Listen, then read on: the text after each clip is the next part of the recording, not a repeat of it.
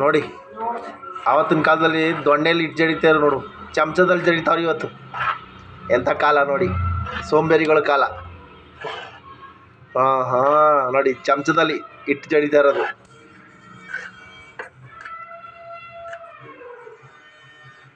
ಹಾಂ ಹಾಂ, ನೋಡಿ ಚಮಚಲ್ಲಿ ಗೋರಿ ಇಟ್ಟಿನ ಮುದ್ದೆ ಕಟ್ಟೋದು.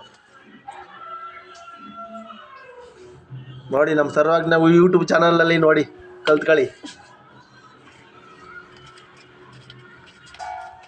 ನೋಡಿ ಚಮಚಲ್ಲಿ ಮಾಡಿರೋ ಇಟ್ಟು